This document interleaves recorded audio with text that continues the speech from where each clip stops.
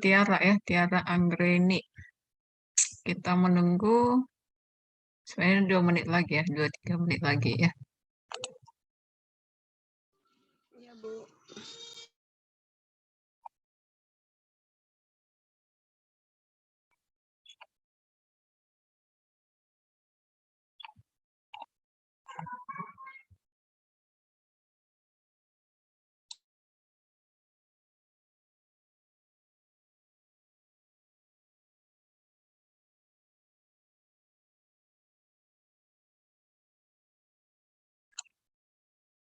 Videonya tidak muncul. Oke ya, oke. Tiara. Oke, mumpung Ibu masih apa Zoom ya, kadang nggak semenjak tadi pagi tidak Zoom. Kalaupun ada suara-suara tetangga, oke lah ya. Sylvia Tiara Nur ya, analisis sistem.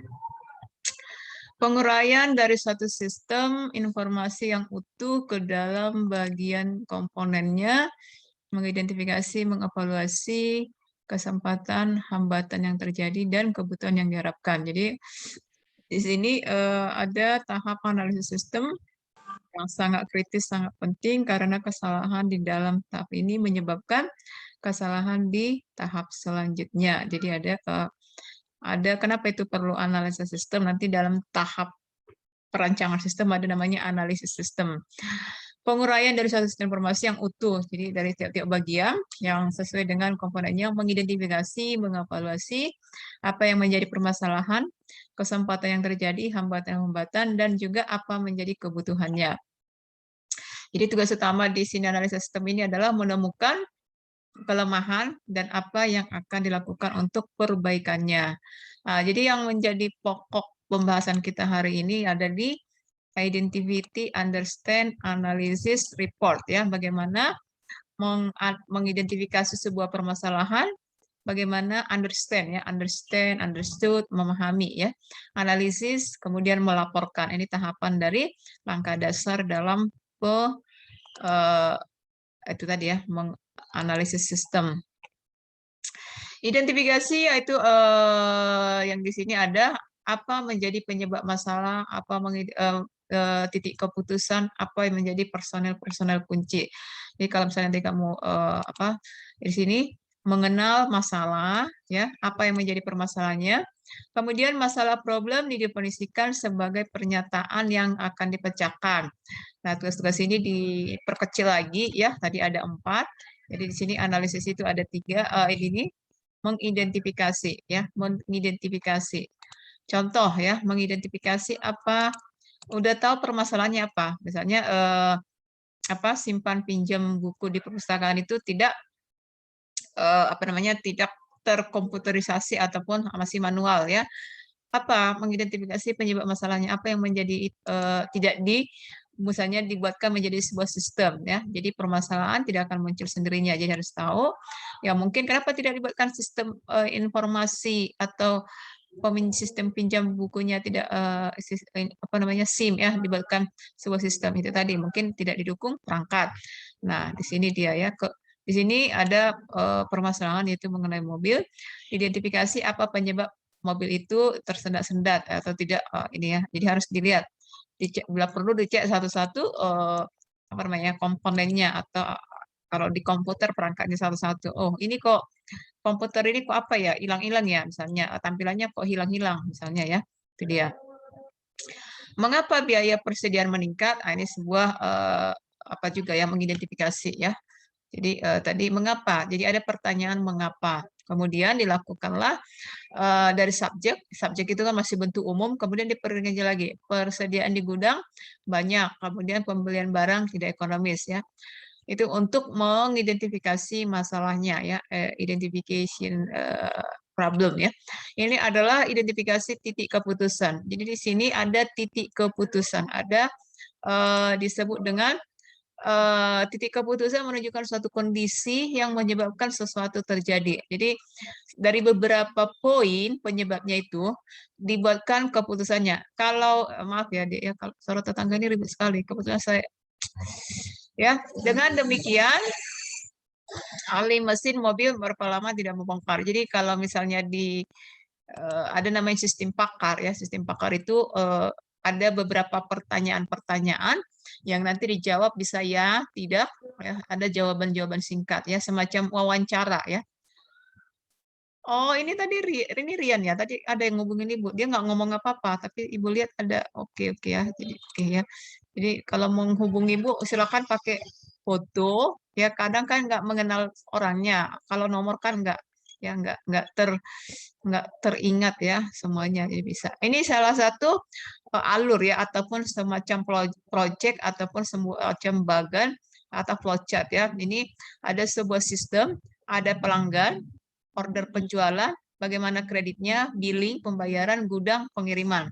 Nah, jadi di sini nanti dianalisa ya. Contoh bagan alir formulir prosedur penjualan. Jadi misalnya kalau misalnya kamu perhatikan sales-sales itu ya yang mereka apa itu semacam bukan menjajakan ya apa menawarkan barang-barang. Nah, ini dia ya. Nanti dia datang ke toko langganan ya, terlihat mana order penjualannya. Kan ada tuh si penjual letakkan barang, kalau terjual baru dikasih dipotong berapa, dibayarkan. Ada hanya eh, apa diantarkan barang, itu dia di sini ya. Ini namanya alur ya. Ya, harus bisa seperti ini. Ya, inilah ke tujuan si analisa. Penyebab masalah, setelah diperhatikan sistem yang terjadi, penyebab masalah pertama penanganan order langganan. Titik keputusan mengakibatkan pelayanan kurang baik ya. Kemudian kedua, proses pembuatan order penjualan. Jadi di sini juga ada permasalahan. Setelah dibuatkan bagan ini atau flowchart ini, ditemukan bahwa titik keputusannya yaitu pelayanan kepada langganan kurang baik karena penanganan order penjualannya lama ya. Jadi misalnya si pembeli datang ada beberapa waktu untuk bisa membuatkan keputusan semacam ordernya berapa. Contoh di sini tembusan kan ada tuh ya aplikasinya tembusan untuk catatan akuntansi, meminta barang, nah, ini dia. Kemudian proses evaluasi kredit ya, di sini juga ada permasalahannya mengakibatkan pelayanan kepada langganan kurang baik. Pengambilan barang yang juga ada permasalahan, proses pembuatan dokumen pengiriman, packing slip, ya, laporan pengiriman. Oke, ini proses membuat faktur, di mana di bagian billing ini titik keputusan dapat mengakibatkan pelayanan kepada langganan kurang baik bila proses membuat faktur lama. Nah, kalau kita perhatikan penyebab masalah di situ adalah titik keputusannya kebenaran data di faktur. Jadi di faktur itu di bagian billing, di situ ada semacam selembar ya billingnya. Titik keputusan barang dikirim tidak sesuai. Jadi ada misalnya dikirim 5, permintaan 3. Jadi atau dikirim sekian ada yang mengalami cacat ya. Kelengkapan faktur yang itu tadi ya di billing di faktur. Penyebab masalah adalah otoritas pemberian kredit. Ini juga ya. Mengidentifikasi personil-personil kunci. Jadi di sini job description-nya harus jelas ya. Identifikasi dapat dilakukan mengacu pada alur bagan alir tadi dengan description-nya. Jadi misalnya kalau si langganan apa menjadi wewenang ataupun apa menjadi tugas si langganan, dia hanya menyampaikan oke saya beli ini gitu kan. Order penjualan apa tugasnya, si kredit apa. Nah, di billing ya billing ini kan itu tadi formnya itu ya, kemudian di gudang, nah, itu semua. Jadi harus melihat apa yang menjadi job description-nya, harus sesuai ya, sesuai dengan job description-nya. Understand, memahami kerja dari sistem yang ada itu tadi. Langkah kedua tahap analis adalah memahami kerja dari sistem yang ada. Contoh tadi sistem informasi simpan pinjam buku di perpustakaan atau ada namanya sistem pakar diagnosa penyakit TBC misalnya kan. Nah, di sini di tahap memahami itu adalah itu tadi ya harus dilakukan perencanaan sistem yang mau diperoleh melalui preliminary survey. Nah,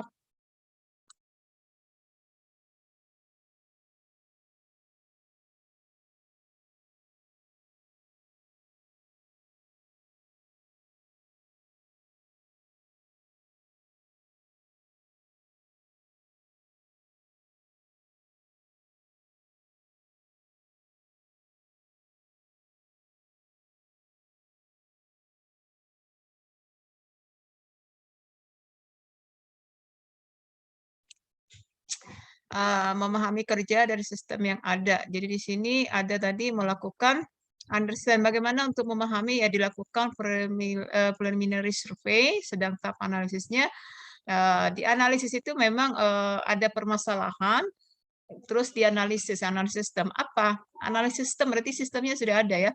Jadi bisa dilakukan analisis sistem, mempelajari apa, bagaimana operasi sistem yang ada, selalu mencoba menganalisis permasalahan-permasalahan, kelemahan-kelemahan, dan kebutuhan-kebutuhan pemakai sistem untuk dapat memberikan rekomendasi pemecahannya ya. Contoh di sini nanti tahap analisis sistem dapat berdiri dari beberapa tugas.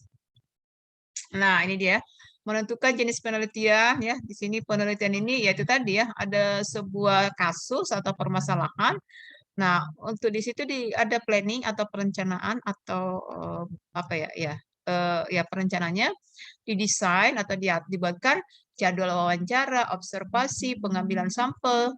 Ini dia ya, di tahap bagaimana memahami kerja dari sistem yang ada ya. Jadi sistem di sini adalah itu tadi bisa tadi dia sistem ke manufaktur, bisa sistem yang apa tadi memunculkan apa yang menjadi permasalahannya. Jadi untuk bisa menganalisa dilakukanlah pemahaman dengan cara ini tadi ya, tentukan jenis penelitiannya ya, membuat agenda wawancara, mengumpulkan hasil penelitian. Ini salah satu kita bahas ya. Jenis penelitian. Jadi kalau nanti ada kamu mata kuliah, kalau tidak salah metodologi penelitian ya, di situ akan ada lagi. Di sini dia penelitian yang menggunakan teknik pengambilan sampel lebih tepat bila. Nah, ini dia judul sebaiknya menarik. Jadi dari sebuah paper atau artikel atau penelitian, judul itu kalau bisa dari judul orang udah paham, oke, ini tugasnya ini, kemana arahnya, apa kasusnya, apa solusinya, ya. Judul yang dipilih dilaksanakan peneliti, judul hendaknya mengandung kegunaan praktis, ya. Nah, itu tadi. Jadi misalnya ada tuh beberapa judul itu sudah tentukan, misalnya cukupnya maksimal 16 kata, nah, itu dia ya. Jadi kalau metode penelitian dibahas ya. Kemudian merencanakan jadwal penelitian ya. Di mana jadi kalau misalnya kamu nanti melakukan skripsi, ada di situ tempat lokasi penelitian. Ini dia pentingnya. Karena ini bisa saja di satu penelitian waktu kamu melaksanakan penelitian ya, di situ tidak ada data pendukung. Jadinya kamu pindah ke tempat lain. Ini dia ya.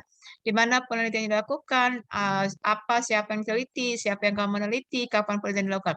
Ini semua tujuannya adalah supaya sesuai datanya ya, karena disebut menganalisa sistem itu adalah berdasarkan data.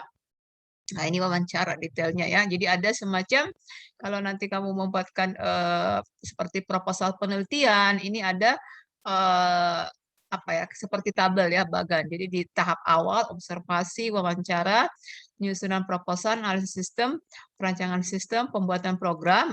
Karena di sini kan sistem kita berbicara dengan apa ini? Oh ya.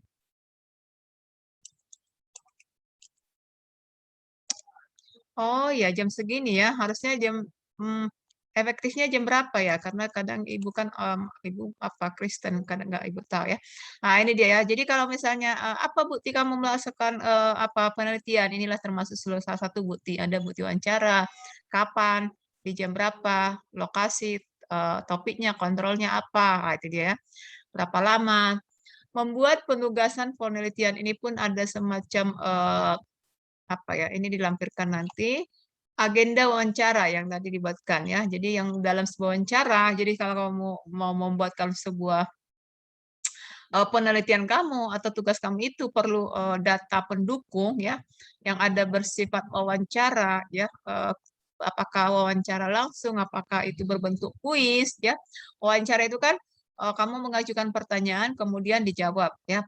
Jawabannya bisa ya tidak, bisa panjang tidak atau berbentuk ya itu tadi bisa berbentuk kalimat atau bisa hanya jawaban-jawaban pendek ya.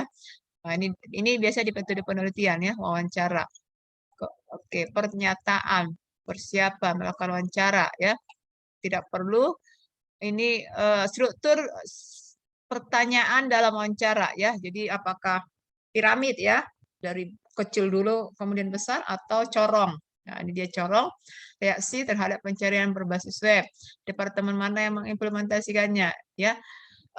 Di sini, semua fokusnya adalah ke pembentukan sebuah sistem ya. Struktur berbentuk wajik ya dengan cara khusus kemudian menentukan hal yang umum. Jadi bisa dia mengerucut, bisa berbentuk corong ya, dari hal-hal kecil kemudian yang besar. Tindak lanjut pewawancara menunjukkan kalau menjawab pertanyaan dengan kira-kira atau menebak-nebak, wawancara, validasi, berencana memberi jawaban. Nah, ini dia ya. Setelah wawancara selesai, itu kan didokumentasikan. Dalam dokumentasi itu ini dia dibuatkan berhenti bicara. Ini dia ya caranya wawancara ya. Mengumpulkan hasil penelitian ya. Jadi tadi ada beberapa kamu melakukan wawancara, sudah ada dokumentasi. Berikutnya membuatkan dokumentasi untuk hasil penelitian. Pertama, to competence ya, formulir-formulir. Jadi kalau misalnya kamu mau membuat sistem informasi penjualan, kamu tanya, ada nggak di sini struknya, ada nggak semacam kwitansinya? Bagaimana transaksi di sini. Nah, itu kan sebagai acuan aja. Nanti kalau aku membuat di sistemnya, bisa saja kamu tambahin atau perlu ada yang dikurangin ya. Membantu analisis aid to analysis ya. Data yang dicatat dalam bentuk tabel bahkan memungkinkan sistem lebih mudah dipahami. Membantu komunikasi aid to communication ya. Jadi dapat membantu komunikasi antara analisis, pemrogram komputer, operator. Membantu pelatihan aid to training ya, membantu keamanan, yaitu security. Jadi ini semua harus bisa dipersiapkan. Fakta yang perlu diketahui waktu untuk melakukan suatu kegiatan ada kesalahan, ada pengambilan sampel, formulir-formulir, laporan. Jadi analisis ketika itu tak menganalisis yaitu menganalisa sistem ya. Tadi dipahami sistemnya ya, pertama diidentifikasi, kemudian dipahami semuanya melalui wawancara, melalui ke tempat penelitian ya, kemudian ada data-data. Berikutnya menganalisis ya, analisis. Jadi di tahap analisis ini apa kelemahan sistem kalau sudah ada ya. Jadi kalau apa kelemahannya. Kemudian kalau misalnya sudah diperhatikan di sini ya, menurut kriteria yang tepat dalam sebuah sistem itu perlu satu ada sesuai kebutuhan. Contoh ya, kalau untuk simpan pinjam, apakah sudah memenuhi kebutuhan si tidak hanya untuk kebutuhan si user, tapi keberlanjutan dari perpustakaan itu ya, relevance, kapasitas dari sistem ya. Misalnya sebuah sistem sudah kamu format atau sudah kamu sesuaikan untuk 50 user, tiba-tiba ternyata siswa di situ lebih dari 50, itu kapasitas ya. Jadi ada efisiensi, timelines, accessibility, flexibility ya, keluasan sistem, accuracy, ketepatan ya. Jadi kalau misalnya nanti kalau misalnya disimpan pinjam itu ada proses, kalau misalnya meminjam 2 hari, 1 hari didenda 1.000, berarti 2 hari 2.000 ya, itu misalnya contohnya. Reliability ya, reliability, security, keamanan dari sistem ya, ini penting. Kemudian ekonomi, nilai ekonomi, simplicity, kemudian sistem digunakan. Nah, ini dibahas satu-satu bagaimana menganalisis distribusi pekerjaan ya, bagaimana membuatkan pengukuran pekerjaan. Apakah kebijaksanaan dari prosedur? Ini dia menganalisis keandalan, menganalisis dokumen, menganalisis laporan, menganalisis. Jadi seluruh bagian dari sistem itu ya, apakah networknya, teknologinya, bahkan misalnya ini sebuah udah jadi webnya ya, form perform atau tampilan-tampilannya, menunya, tool-toolnya ya, itu dianalisis apakah sudah memenuhi kebutuhan sistemnya. Berikutnya adalah membuat laporan hasil analisis sistem ya. Tujuan utama dari penyerahan laporan ini kepada manajemen. Ini contohnya tabelnya ya, membuat laporan ringkasan eksekutif masalah, sasaran tujuan, ini dia daftar isinya. Untuk analisis sistem support mart ya, contohnya ini untuk survei sistem support mart. Jadi ada desain sistem, pemakai sistem, output inputnya, pengendalian. Ini untuk laporan. Jadi di 4 tahap tadi yang perlu adalah 4 tahap yang tadi ya. Oke, sebentar ya. Kenapa menjadi hilang? Oke, ya. Oke, ini sedikit lagi ya. Oke, ini Ibu sampaikan ya. Jadi kalau kamu perhatikan ini ya, tugas sekarang itu adalah data analysis system terdapat, oh ini yang 1730 ya. Oke. Nah ini ya, nah, coba masing-masing diklik di situ ya. Tugas pertemuan 2, instruction ya. Nah, ini bisa dikerjakan sekarang, kalaupun nggak sempat selesai, dikumpulkan ke minggu depan. Silakan dijelaskan, tapi sertakan ya dari mana linknya ya. Kalau di sini ya URL-nya, misalnya kamu membuat penjelasan tahapan analisis sistem, diketik boleh ya. Tahapan analisis sistem, sumbernya dari mana? Pengertian analisa sistem, sumbernya dari mana? Apa saja yang menjadi aktivitas pada fase analisis? Jelaskan, kemudian sumbernya dicantumkan. Oke, untuk pertemuan hari ini ada pertanyaan, Sylvia? Sylvia, apa? Jadi cara kirim tugasnya kita ketik di komen atau gimana? Mengiang-ngiang, tidak jelas. Itu untuk cara kirim tugasnya gimana Bu? Karena kan biasanya untuk tugas dari Classroom dia ada kolom untuk kumpulkan tugas. Nah untuk di bagian Ibu ini makanya tadi aku kirimnya ke Oh, WhatsApp. oke. Kirimnya ke WhatsApp karena kan nggak ada kolom untuk kumpul tugasnya. Oh, iya, iya. Ini kalau kalian, Ibu kan beda. Kalau di rubrik ini nggak bisa dikirim. Ada kelihatan rubrik. Ada, Bu.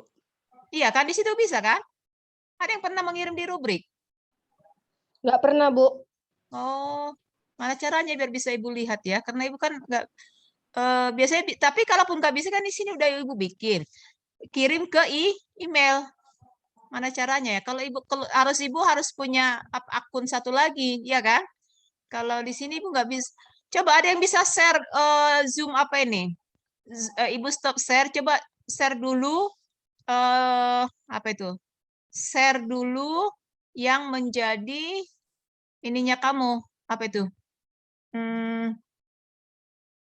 Kamu share dulu, stop share ya. Coba share gisinya kamu deh, Google Classroom kamu. Siapa yang bersedia? Share screen aja biar kita lihat cara mengirimkan di rubrik. Silakan. Bukannya kenal abadi. Teh Olivia abadi. Alang belum ada pusat. Siapa yang bisa? Tiara, Deli, coba sharekan dulu deh apanya. Apa itu? Sharekan dulu Tiara gisi tampilan gisimu ini aja pas mata kuliah ini supaya Ibu bisa Ibu lihat. Karena kan Ibu sebagai timnya kan, kalau Ibu sebagai peserta, bagaimana caranya? Tiara belum host, Bu. Apa? Tiara belum jadi host. Oh ya, caranya, oke, oke, oke. Caranya, mana settingnya?